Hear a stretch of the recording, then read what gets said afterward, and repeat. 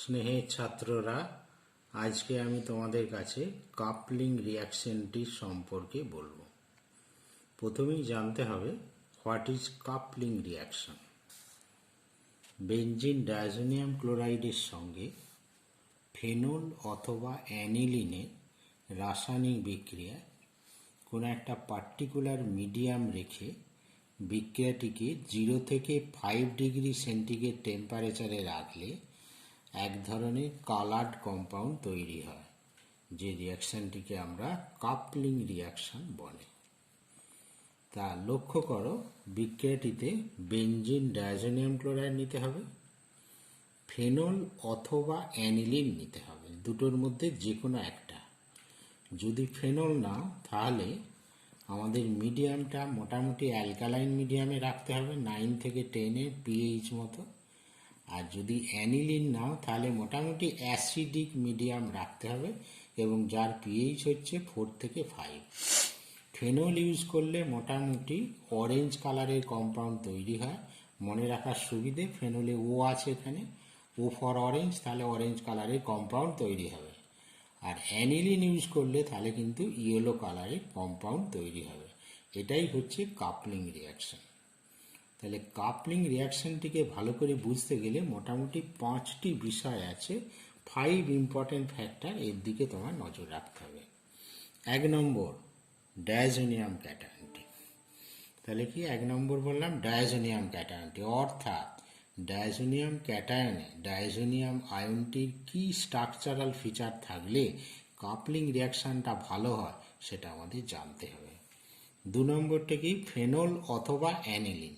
Phenol অথবা অ্যানিলিনের কীরকম feature থাকলে বিক্রিয়াটি খুব তাড়াতাড়ি হয় সেটা জানতে হবে। 3 নম্বর, মিডিয়ামটা কীরকম রাখতে হবে।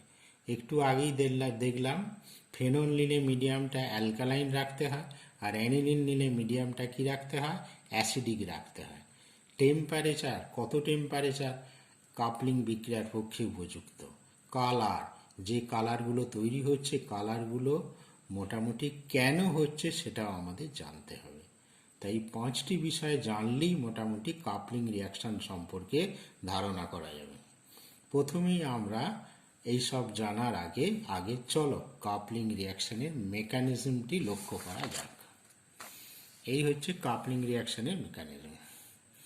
বেনজিন ডায়াজোনিয়াম ক্লোরাইড ফেনলের সঙ্গে অ্যালকালাইন মিডিয়ামে মোটামুটি 9 থেকে 10 পিএইচের মধ্যে রাসায়নিক বিক্রিয়াটি হয়।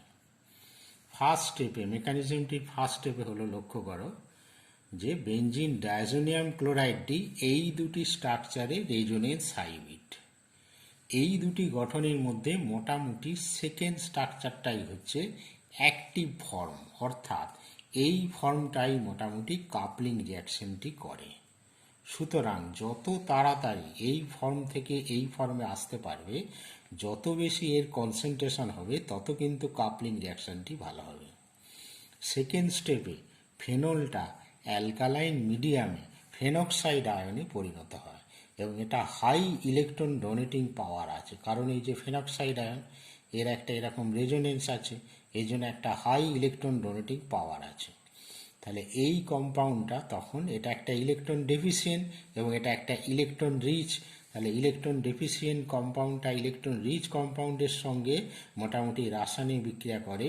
প্রথমে একটা সিগমা কমপ্লেক্স গঠন করে এবং সেকেন্ড স্টেজে সিগমা কমপ্লেক্সটা ব্রেকডাউন হয়ে দেখো এরকম একটা অরেঞ্জ কালারের কম্পাউন্ড তৈরি করে। তাহলে ফেনল ব্যবহার করলে এটাই হচ্ছে তার মেকানিজম। চলো এবার আমরা দেখতে চাই অ্যানিলিন ব্যবহার করলে কাপলিং রিঅ্যাকশনটার কীরকম মেকানিজম হবে সেটা দেখতে চাই। এই হচ্ছে অ্যানিলিন, এই হচ্ছে benzene diazonium chloride. Benzene diazonium chloride প্রথম স্টেজে এই দুটো স্ট্রাকচারে রেজোনেন্স হাইব্রিড। একটু আগেই বললাম এই স্ট্রাকচারটাই হচ্ছে কাপলিং রিঅ্যাকশনের পক্ষে উপযুক্ত এবং এটা একটা ইলেকট্রন ডেফিসিয়েন্ট কম্পাউন্ড। দ্বিতীয় স্টেজে এই ইলেকট্রন ডেফিসিয়েন্ট কম্পাউন্ডটি অ্যানিলিনের সঙ্গে এই ধরনের একটা রাসায়নিক বিক্রিয়া অংশগ্রহণ করে এই যে নাইট্রোজেনের লোন পেয়ারটা সরে গিয়ে একে ইলেকট্রনটি দেয় এবং এর ফলে একটা সিগমা কমপ্লেক্স ইনিশিয়ালি ফর্ম করে, যে সিগমা কমপ্লেক্সটা ব্রেকডাউন করে এই ধরনের একটা কম্পাউন্ড তৈরি করে। এই হচ্ছে মোটামুটি মেকানিজম, কার কাপলিং রিয়াকশনের মেকানিজম। এবার আমরা দেখতে চাই যে 5টা ফ্যাক্টর বললাম, যে প্রথম ফ্যাক্টরটি আমরা দেখতে চাই যে বেঞ্জিন ডায়াজোনিয়াম ক্লোরাইডের কি স্ট্রাকচারাল ফিচার থাকলে মোটামুটি কাপলিং রিয়াকশানটি ভালো হয় সেটা আমরা লক্ষ্য করতে চাই। স্টেবিলিটি অফ ডায়াজোনিয়াম আয়ন, প্রথমেই জানতে হবে যে কাপলিং রিয়াকশানটি হতে গেলে বেঞ্জিন ডায়াজোনিয়াম ক্লোরাইডটিকে স্টেবল হতে হবে। যদি বেঞ্জিন ডায়াজোনিয়াম ক্লোরাইডটি ডিকম্পোজ করে যায় তাহলে তো আর কাপলিং রিয়াকশানটি হবে না। তাহলে আমরা দেখব কি ধরনের স্ট্রাকচারাল ফিচার থাকলে বেঞ্জিন ডায়াজোনিয়াম ক্লোরাইডটা স্টেবল হয়। এই হচ্ছে বেঞ্জিন ডায়াজোনিয়াম ক্লোরাইড। নাইট্রোজেনটা ইলেকট্রন ডেফিসিয়েন্ট কম্পাউন্ড, অর্থাৎ এর ইলেকট্রনের ঘাটতি আছে। সুতরাং একে স্টেবল হতে গেলে আর গ্রুপ থেকে ইলেকট্রন একে দান করতে হবে, ডোনেট করতে হবে, তবে কিন্তু এর ইলেকট্রনের ঘাটতিটা মোটামুটি কম্পেনসেটেড হবে, অর্থাৎ পূরণ হবে। নিচে স্ট্রাকচারগুলি লক্ষ্য করো। 1 নম্বর গঠনে কি আছে, অক্সিজেনের এখানে লোন পেয়ার আছে, 2টো লোন পেয়ার আছে। সেই লোন পেয়ারটা এই রকম করে প্লাস আর প্রভাবের জন্য, তাহলে এর একটা প্লাস আর প্রভাবের জন্য লোন পেয়ারটি ছড়িয়ে যেতে পারে এবং এর ইলেকট্রন ঘাটতিটাকে অনেকটাই মিটিয়ে দিতে পারে। দ্বিতীয় ক্ষেত্রে লক্ষ্য করো, এখানে কোনো কিছুই নেই, তার মানে হাইড্রোজেন আছে, কিন্তু বেঞ্জিনের এই যে পাই ইলেকট্রনগুলো আছে, এই পাই ইলেকট্রনগুলো এর ঘাটতিটাকে অনেকটাই মেটাতে পারে। তাহলে এ যেমন প্লাস আর প্রভাবের জন্য অনেকটাই মিটিয়ে দিতে পারলো, এ কিন্তু অতটা পারল না। এক্ষেত্রে দেখো নাইট্রো গ্রুপের একটা মাইনাস আই পাওয়ার আছে, অর্থাৎ ইলেকট্রনগুলোকে নিজের দিকে উইথড্র করে দিতে পারে। এর ফলে এই অঞ্চলটিতে একটা ইলেকট্রন ডেফিসিয়েন্ট সেন্টার তৈরি হবে। তাহলে এখানে প্লাস, এখানে একটা ইলেকট্রন ডেফিসিয়েন্ট, কম্পাউন্ডটা ভীষণ আনস্টেবল হবে। এই ধরনের ডাইজোনিয়াম ক্লোরাইড কিন্তু খুব একটা স্টেবল নয়। তাহলে এই যে 3টে কম্পাউন্ড দেখানো হলো তার মধ্যে বলতে পারি 1 নম্বরটা মোস্ট স্টেবল, তারপর গ্রেটার দেন 2 নম্বর, গ্রেটার দেন 3 নম্বর, এই হচ্ছে মোটামুটি অর্ডারটা। তাহলে ডায়াজোনিয়াম ক্লোরাইডের এইরকম স্ট্রাকচারাল ফিচার থাকলে তাহলে তবেই কিন্তু এটা স্টেবল হয়। নেক্সট চলে এসো, এবার দেখব reactivity of coupling reaction. Diazonium ক্লোরাইডের কীরকম স্ট্রাকচারাল ফিচার থাকলে ডায়াজোনিয়াম ক্লোরাইডটি দ্রুত কাপলিং বিক্রিয়ায় অংশগ্রহণ করে সেটা দেখব।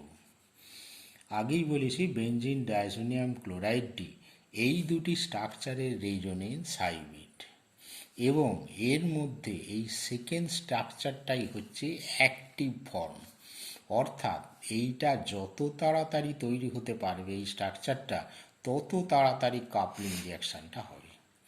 এখন দেখব কি করে এটা তাড়াতাড়ি তৈরি হয়। লক্ষ্য করো এখানে ফেনল আছে বা বেঞ্জিন ফিনাইল গ্রুপ আছে।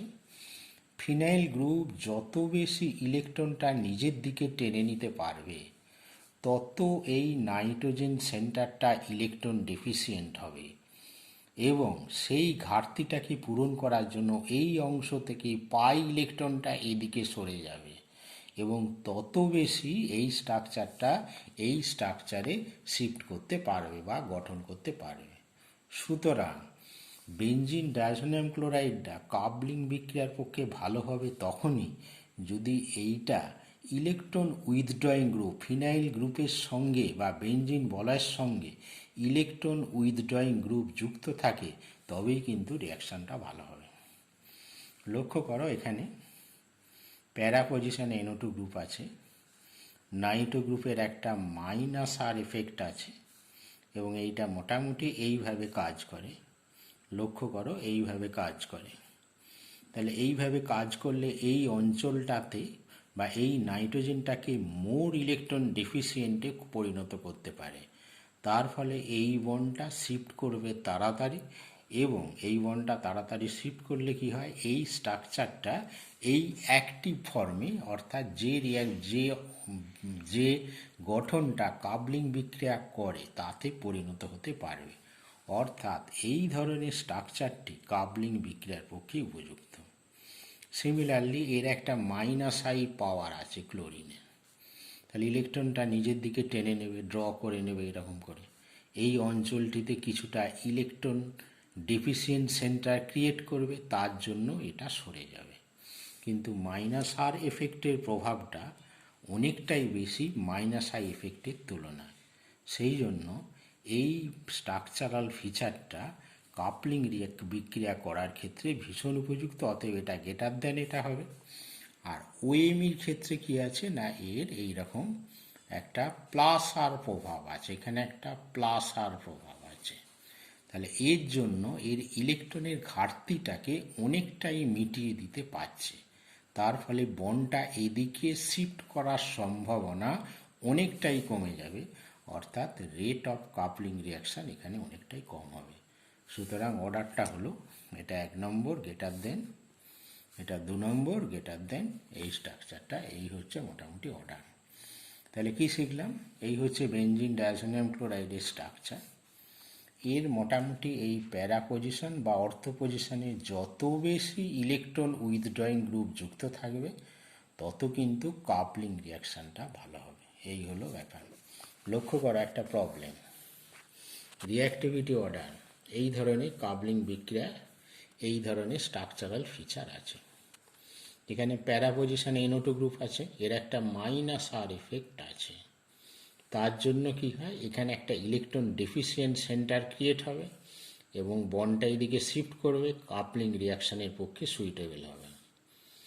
নাইট্রো গ্রুপটা মেটা পজিশনে আছে বলে এর কিন্তু কোনো -R প্রভাব নেই, এর কিন্তু -I এফেক্ট আছে।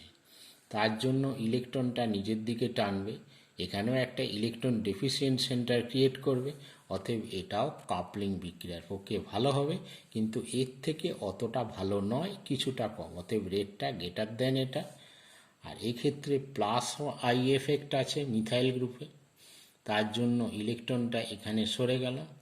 এই অঞ্চলে অতটা ইলেকট্রন ডেফিসিয়েন্সি ক্রিয়েট হলো না, বরং ইলেকট্রন রিচ হয়ে গেল। সেই জন্য আর এই বন্ডটা এদিকে সরে যাওয়ার সম্ভাবনা অনেকটাই কম। অতএব এর রেট অফ রিয়াকশানটা অনেক স্লো হবে। অতএব এটা গ্রেটার দেন এটা, গ্রেটার দেন এটা হবে। নেক্সট এবার দেখাবো যে ফেনল এবং অ্যানিলিনের কীরকম স্ট্রাকচারাল ফিচার থাকলে মোটামুটি কাপলিং রিয়াকশানটি ভালো হয়। এখন জানতে হবে ফেনল এবং অ্যানিলিন দুজনই কিন্তু বেনজিন ডায়াজোনিয়াম ক্লোরাইডের সঙ্গে রাসায়নিক বিক্রিয়া করে। তাহলে বেনজিন ডায়াজোনিয়াম ক্লোরাইডটা হচ্ছে ইলেকট্রন ডেফিসিয়েন্ট। অতএব ন্যাচারালি ফেনল এবং অ্যানিলিন পার্টটিকে ইলেকট্রন রিচ হতে হবে। অর্থাৎ এই অঞ্চলে বা এই বেনজিন বলয়ে যত বেশি ইলেকট্রন ডোনেটিং গ্রুপ যুক্ত থাকবে তত কিন্তু রিয়াকশানটা ভালো হবে। লক্ষ্য করো এই দুটো গঠনে দুটো অ্যানিলিন নেওয়া হয়েছে। এখানে নাইট্রোজেনের সঙ্গে দুটো হাইড্রোজেন আছে, এখানে নাইট্রোজেনের সঙ্গে দুটো R আছে।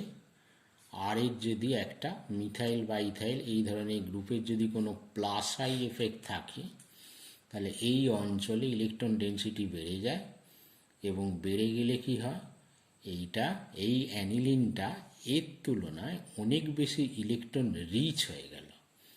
তার ফলে এইখানটার বা এই কম্পাউন্ডটার মোটামুটি কাপলিং রিয়াকশন বিক্রিয়া করার প্রবণতা এটার থেকে বেশি হবে। অর্থাৎ এটা গ্রেটার দেন এইটা।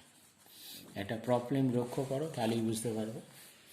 Give the order of reactivity for the following coupling compound with benzene diazonium chloride. এখানে অ্যানিলিন আছে, এর একটা +R এফেক্ট আছে। +R এফেক্টের জন্য এই অঞ্চলটা অনেক বেশি ইলেকট্রন রিচ হয়ে গেল। তাহলে এর হচ্ছে মোটামুটি +R এফেক্ট। এখানে অক্সিজেনটারও কি আছে, +R এফেক্ট আছে। এর জন্য কি হয়, এখানটাও ইলেকট্রন রিচ হয়ে যায়। কিন্তু যেহেতু নাইট্রোজেনের ইলেকট্রোনেগেটিভিটি কম অক্সিজেনের তুলনায়, সেই জন্য +I এফেক্ট পাওয়ারটা কিন্তু ওএইচের তুলনায় এর বেশি, অর্থাৎ এখানে অনেক বেশি ইলেকট্রন রিচ সেন্টার ক্রিয়েট করে। সেই জন্য rate of reaction greater than এটা, গ্রেটার দেন এটা। মিথাইলের প্লাস আই এফেক্ট আছে। প্লাস আই এফেক্টের প্রভাবটা সবসময় আর এফেক্টের তুলনায় অনেকটাই কম। তাহলে এর জন্য ইন্ডাকটিভ প্রভাবের জন্য এখানেও একটা ইলেকট্রন ডেন্সিটি ক্রিয়েট হবে। এর কিন্তু মাইনাস আই এফেক্ট আছে। মাইনাস আই এফেক্টের জন্য কি হচ্ছে, ইলেকট্রনগুলো চলে যাচ্ছে, অর্থাৎ এই অঞ্চলে একটা ইলেকট্রন ডেফিসিয়েন্সি ক্রিয়েট হবে। তার ফলে রেট অফ রিয়াকশানটা মানে কাপলিং রিয়াকশান করার ক্ষমতাটা অনেকটাই কমে গেল। এখানে NO2 গ্রুপ আছে, NO2 গ্রুপের একটা মাইনাস আর এফেক্ট আছে। তার জন্য কি হবে, মোটামুটি এই অঞ্চলে ইলেকট্রন ডেফিসিয়েন্সিটা প্রচুর পরিমাণে কমে যাবে, অতএব এর কাপলিং রিয়াকশান করার ক্ষমতা অনেকটাই কমে গেল। অতএব অর্ডারটা হলো এটা গ্রেটার দেন এই কম্পাউন্ডটা, greater than this compound, greater than this compound, greater than this, এই হচ্ছে মোটামুটি অর্ডার। তাহলে কি শিখলাম, কাপলিং বিক্রিয়া হতে গেলে ফেনল এবং অ্যানিলিনের মধ্যে যত বেশি ইলেকট্রন ডোনেটিং গ্রুপ থাকবে, যুক্ত থাকবে, তত কিন্তু কাপলিং রিয়াকশানটি ভালো হবে। এরপরে লক্ষ্য করা টেম্পারেচারটা। টেম্পারেচারটা কত হলে কাপলিং রিয়াকশানের পক্ষে ভালো হয়? মোটামুটি 0 থেকে 5 ডিগ্রি সেন্টিগ্রেড টেম্পারেচারটা সুইটেবল। কারণটা কি, এই টেম্পারেচার থাকলে বেনজিন ডায়াজোনিয়াম ক্লোরাইডটা এই ধরনের রেজোনেন্সে অংশগ্রহণ করে। তার ফলে বেনজিন ডায়াজোনিয়াম ক্লোরাইডটার একটা স্টেবিলিটি পায়। কিন্তু কোনো কারণে টেম্পারেচারটা যদি 0 থেকে 5-এর বেশি হয়ে যায়, তাহলে এই CN বন্ড এত মলিকুলার ভাইব্রেশন হয় যে এই গ্রুপটা এই বেনজিনের সঙ্গে একটা প্লেন থেকে ডিসপ্লেসড হয়ে যায়, অর্থাৎ লস অফ প্লেনারিটি হয়ে যায়। তার জন্য কি হয়, এই রেজোনেন্সটা আর এখানে হতে পারে না এবং ডায়াজোনিয়াম ক্যাটায়নটি বিয়োজিত হয়ে যায়, হয়ে ফেনলে পরিণত হয়ে যায়। সুতরাং কি দেখলাম, টেম্পারেচার 0 থেকে 5 ডিগ্রি সেন্টিগ্রেডে যদি রাখা যায়, তাহলে এই রেজোনেন্সটা হতে পারবে এবং বিক্রিয়াটা অনেকটাই ভালো হবে। 3 নম্বর মিডিয়াম। মিডিয়ামের ক্ষেত্রে কি বলেছিলাম, যদি ফেনল ব্যবহার করা হয় তাহলে মোটামুটি বেসিক মিডিয়াম লাগে, আর যদি অ্যানিলিন ব্যবহার করা হয় তাহলে কিন্তু অ্যাসিডিক মিডিয়াম লাগে। লক্ষ্য করো, ফেনলে যে বেসিক মিডিয়ামটা লাগে মোটামুটি পিএইচটা 9 থেকে 10, যেটা কিন্তু খুব বেশি বেসিকও নয়, আবার খুব কম বেসিকও নয়, এটা একটা মডারেট বেসিক মিডিয়াম লাগে। কারণটা কি লক্ষ্য করো, বেনজিন ডায়াজোনিয়াম ক্লোরাইডে মোটামুটি এইভাবে রেজোনেন্স হাইব্রিড দ্বারা পরস্পর যুক্ত এবং এই স্ট্রাকচারটাই হচ্ছে একটা অ্যাক্টিভ ফর্ম। এটা একটা ইলেকট্রন ডেফিসিয়েন্ট কম্পাউন্ড, সুতরাং একে ইলেকট্রন দিতে হবে। যদি পিএইচটা 9 থেকে 10-এর বেশি রাখা হয়, অর্থাৎ 12, 13, 14 রাখা হয়, মোর বেসিক করে দেওয়া হয়, তাহলে সলিউশনে ওইচ মাইনাস আয়ন কনসেন্ট্রেশন এত বেশি হয়ে যাবে হাই পিএইচে, তখন ওইচ মাইনাসটাই তখন কি করবে না, ডায়াজোনিয়াম ক্যাটায়নের সঙ্গে রাসায়নিক বিক্রিয়া করে এই ধরনের একটা রাসায়নিক বিক্রিয়া অংশগ্রহণ করবে। তাহলে ডায়াজোনিয়াম ক্যাটায়নটা আর ফেনল বা অ্যানিলিনের সঙ্গে যুক্ত হতে পারবে না, যার ফলে রিয়াকশানটা হবে না। সিমিলারলি ফেনলের ক্ষেত্রেও লক্ষ্য করো, এখানে বেনজিন ডায়াজোনিয়াম ক্লোরাইডটা মোটামুটি ফেনলের সঙ্গে রাসায়নিক বিক্রিয়া করে এই ধরনের যৌগটা মোটামুটি তৈরি করেছে। অ্যানিলিনের ক্ষেত্রেও তাই। যদি অ্যানিলিনের ক্ষেত্রে পিএইচটা মোটামুটি 4 থেকে 5 এর বেশি রাখা যায়, তাহলে অ্যানিলিনটা মোটামুটি এই ধরনের ক্যাটায়নে সবকটা পরিণত হয়ে যায়। হয়েছে, তাহলে কি বললাম, পিএইচটা 4 থেকে 5-এর কম রাখলে, অর্থাৎ বেশি পিএইচ করলে অ্যানিলিনটা এই ক্যাটায়নে পরিণত হয় এবং ডায়াজোনিয়াম ক্যাটায়নটাও এইরকম স্ট্রাকচারে হয়ে যায়। তাহলে এও প্লাস দুজনের মধ্যে একটা বিকর্ষণধর্মী বল কাজ করে, যার ফলে আর রিয়াকশানে অংশগ্রহণ করে না। এবার 5 নম্বর বিষয় দেখব কালার। কেন কালারটা হয় আর কি মোটামুটি। আগেই কি বলেছি, ফেনল থাকলে অরেঞ্জ কালার হবে, অ্যানিলিন নিলে ইয়েলো কালার হয়, আর যদি বিটা ন্যাপথল যোগ করা হয় তাহলে কিন্তু ডিপ রেড কালার হয়।